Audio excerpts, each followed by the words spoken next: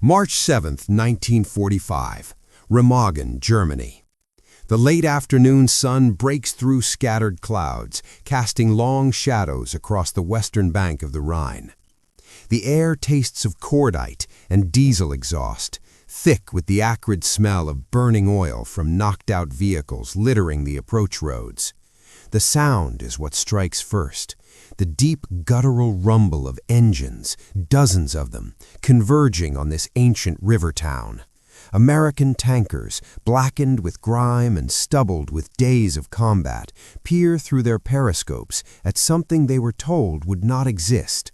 The Ludendorff Bridge, still standing, still intact, stretching across Germany's greatest natural barrier like an iron promise.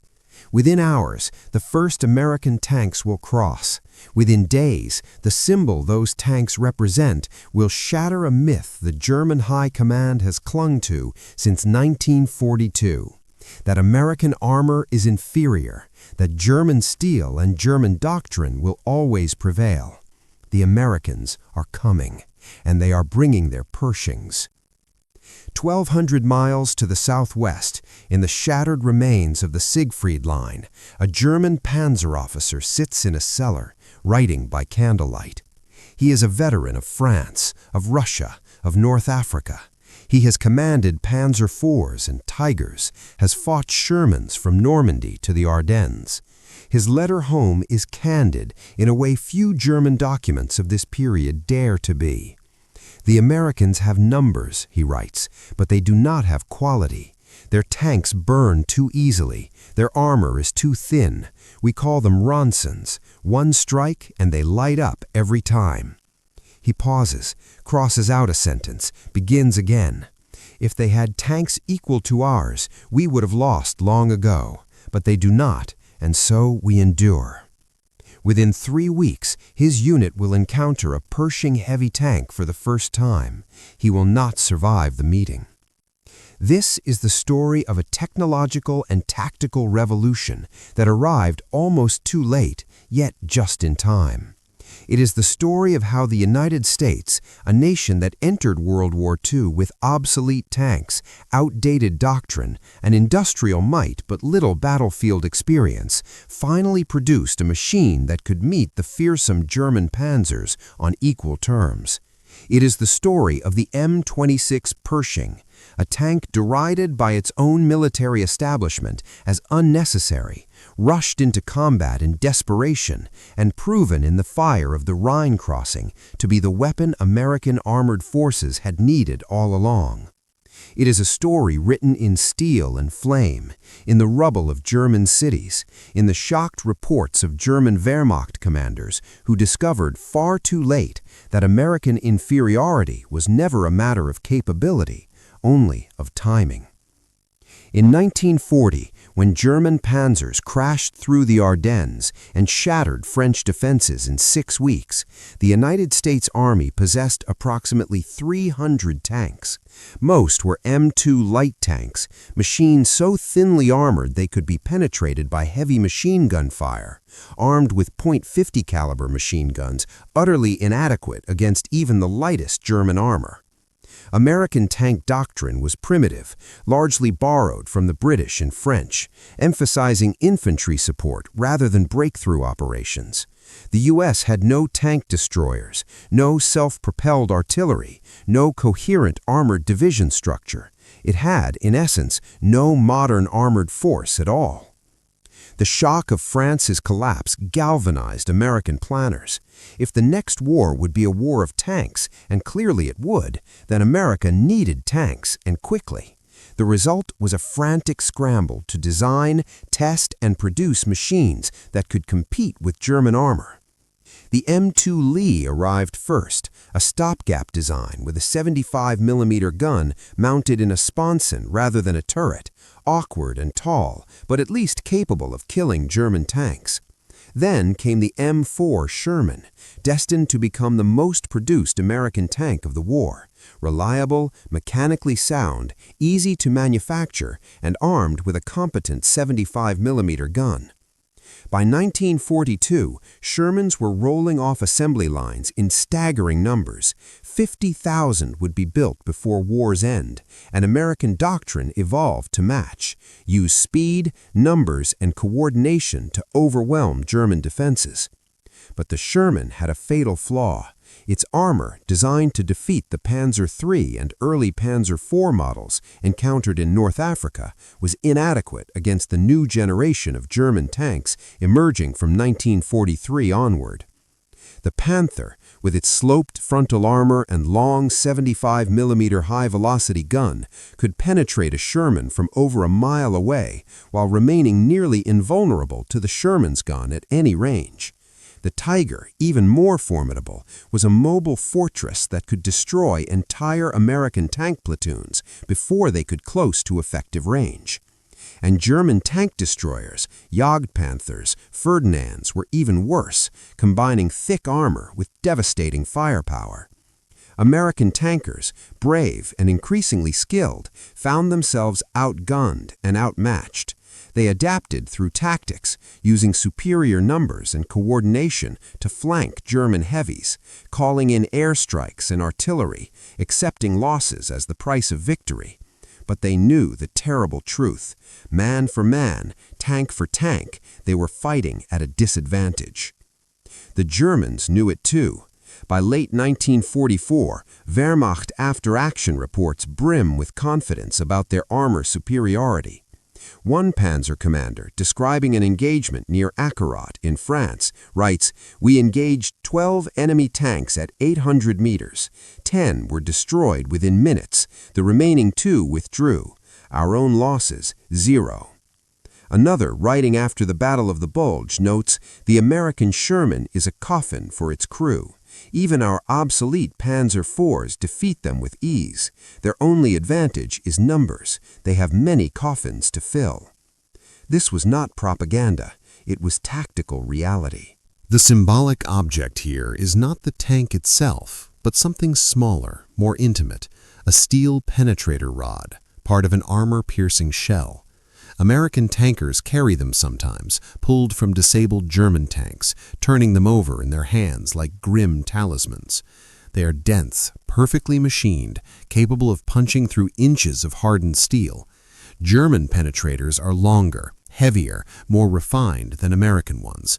They represent not just firepower, but industrial sophistication, a technical edge that American quantity has not yet overcome. To hold one is to understand viscerally what American tank crews face every time they meet a Panther or Tiger, a machine designed to kill them before they can fight back. But American engineers were not idle. Since 1942, the Ordnance Department had been developing a heavy tank capable of matching German armor. The T-26, later designated the M-26 Pershing, was a 46-ton machine mounting a 90mm high-velocity gun, the same gun used in American tank destroyers, proven capable of penetrating Panther frontal armor at reasonable combat ranges. Its own frontal armor at 102mm thick and sloped could resist most German tank guns at medium range. It had a top speed of 25 miles per hour, slower than the Sherman, but adequate. It was, in every respect, the tank American crews had been begging for since Normandy. Yet the Pershing nearly died in committee. Senior Army Ground Forces commanders, including General Leslie McNair, argued vehemently against heavy tank development. Their reasoning was coldly logical. Heavy tanks consumed more fuel, required more maintenance, moved more slowly, and were harder to transport overseas. The Sherman, they argued, was adequate. Its losses were acceptable. The war would be won by combined arms, infantry, artillery, air power, not by tank versus tank duels. Produce more Shermans, not fewer of some unproven heavy tank. This debate raged through 1943 and into 1944, even as American tankers died in burning Shermans from Normandy to the Hurtgen Forest. General George Patton, himself an armor pioneer, remained ambivalent about heavy tanks, preferring speed and maneuver to slugging matches. Eisenhower's headquarters, focused on logistics and the grinding advance across France, did not press for change.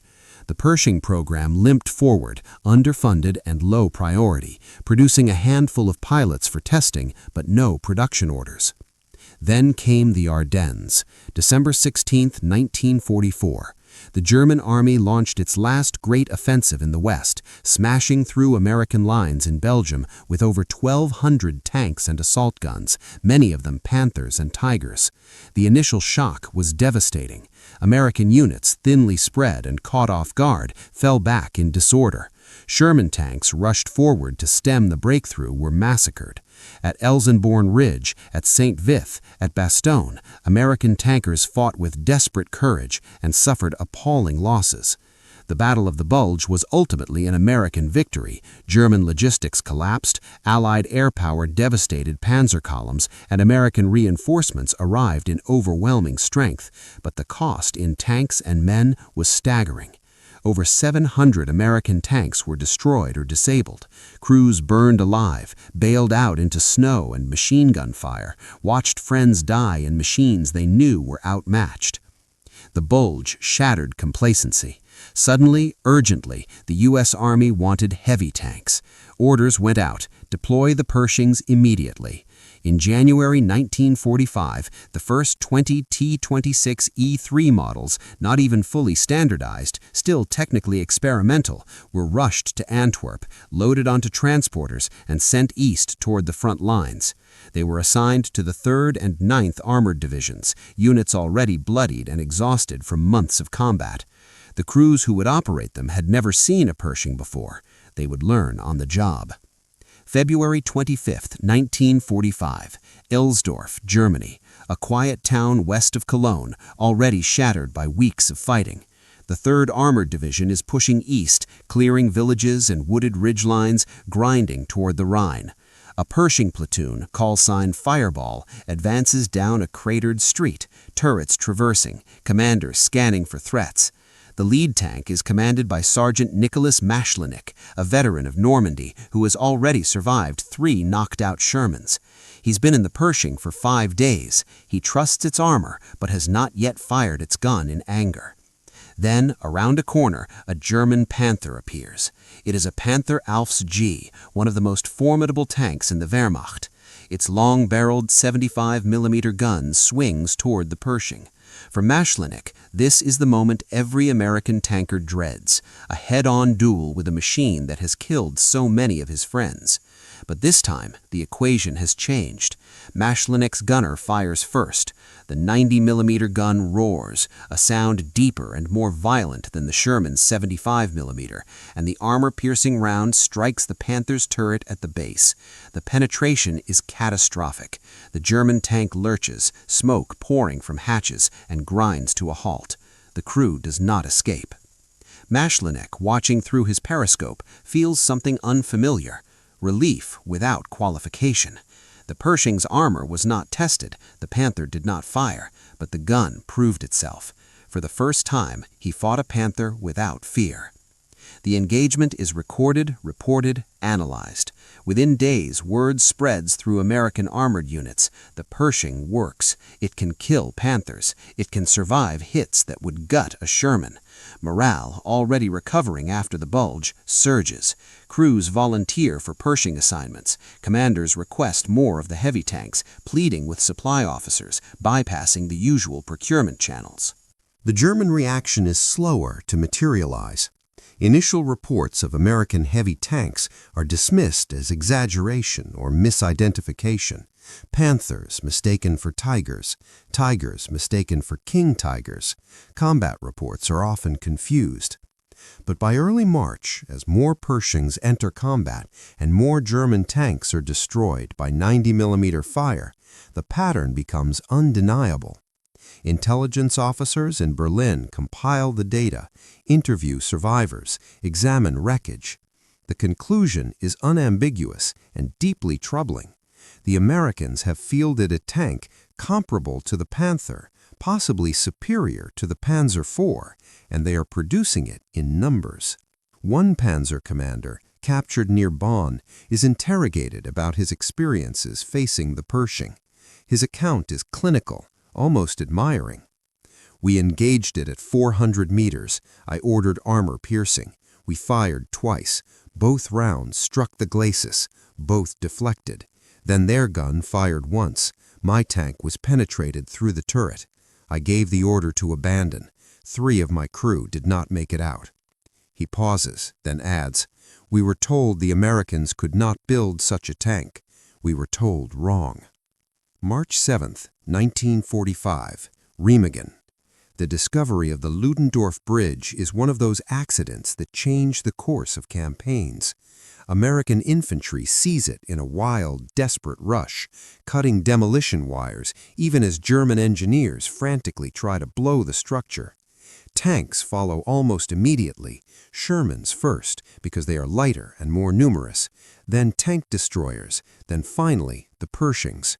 The bridge sways and groans under the weight, damaged by German explosives, but still standing. Within 24 hours, over 8,000 American troops are across the Rhine. Within a week, the number swells to tens of thousands. Engineers build pontoon bridges upstream and downstream. The Rhine, Germany's greatest defensive barrier, has been breached. The Pershings crossing the Rhine carry a weight beyond their 46 tons.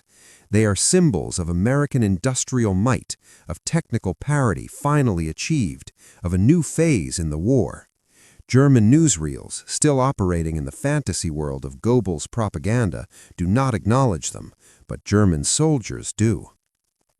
A grenadier dug in near Remagen watches the American tanks roll eastward and writes in his diary, "They are bringing the big ones now, not the Shermans we have learned to kill, but something else, heavier, stronger. We are told to stop them. With what?" The advance beyond the Rhine is swift and brutal. German resistance, fierce in places, collapses in others. Cities burn, refugees clog the roads. The Wehrmacht, bled white by years of war, fragments into isolated pockets. And wherever German armor attempts to organize a counterattack, American Pershings are there to meet it. March 6th, 1945, Cologne. The 3rd Armored Division is fighting through the rubble of Germany's 4th largest city. Street fighting is savage, close-ranged, claustrophobic.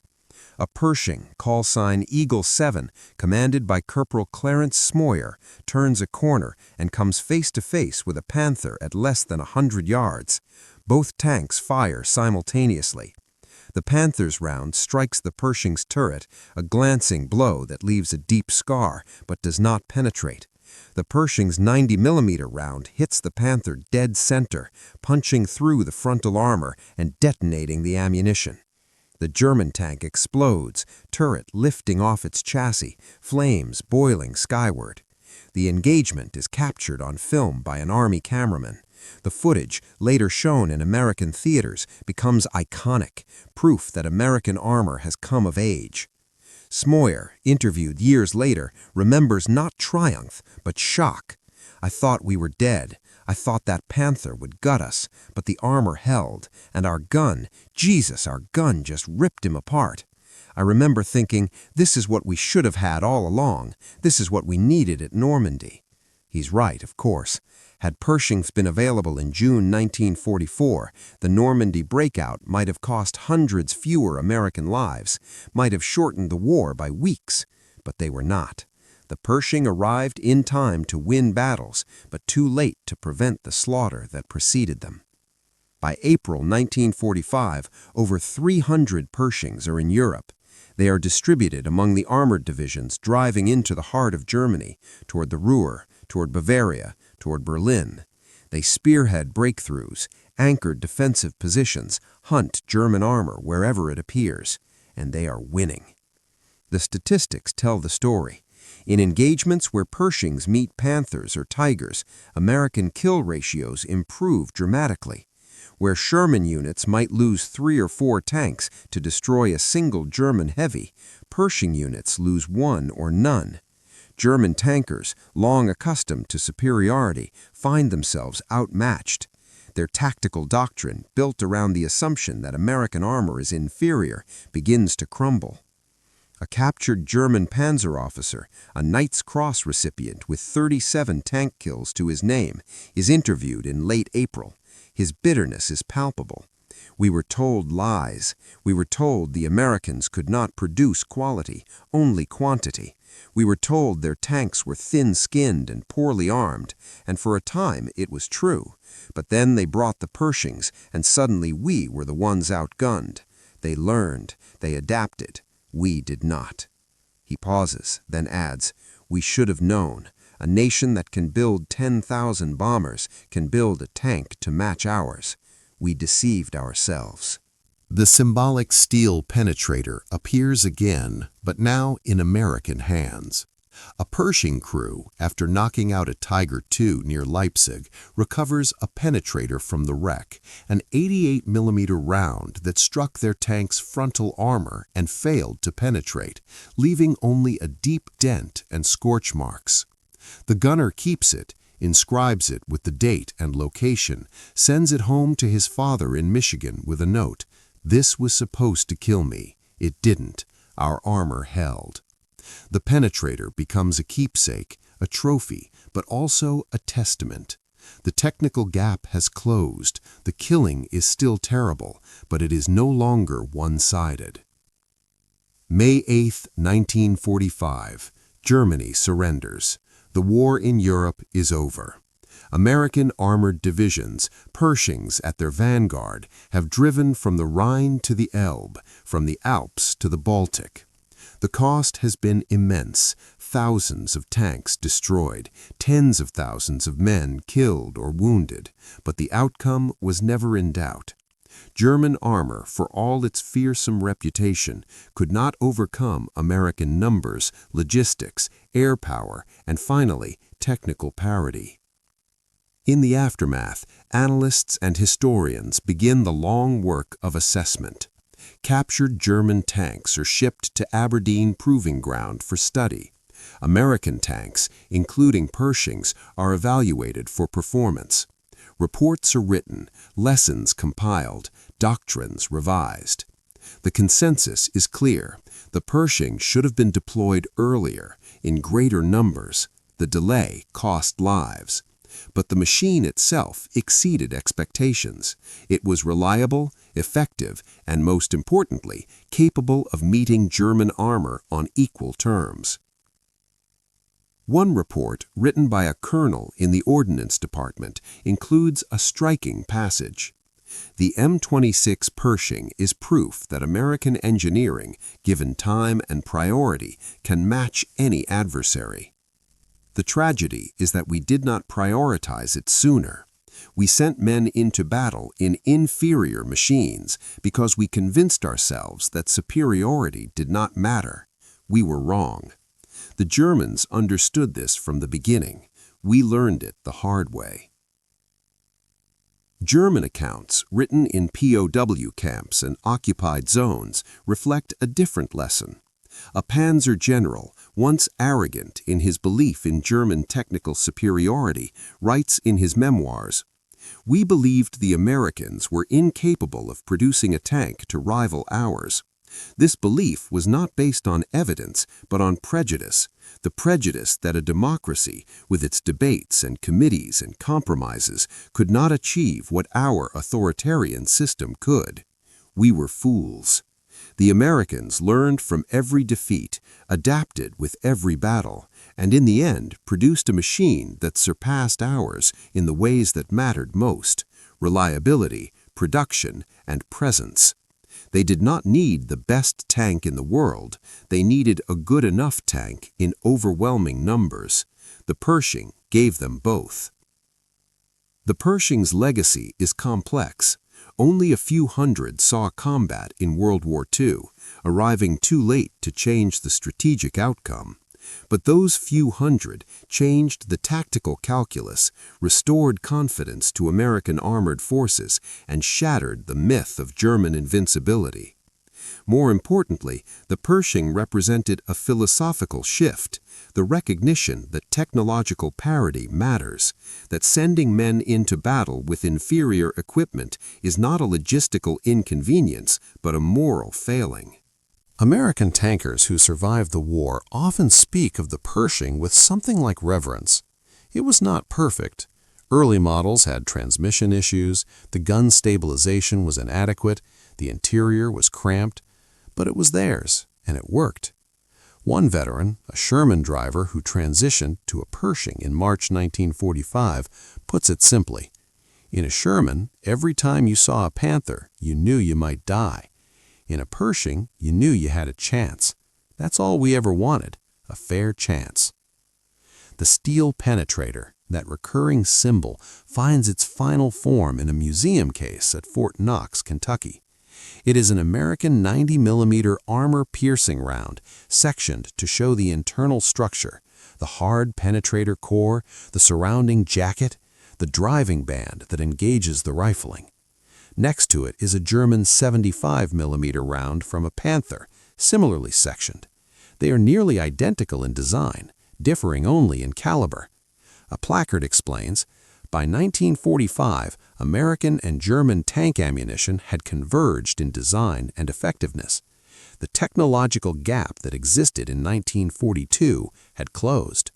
The war was won not by superior technology alone, but by superior production, logistics, and adaptability.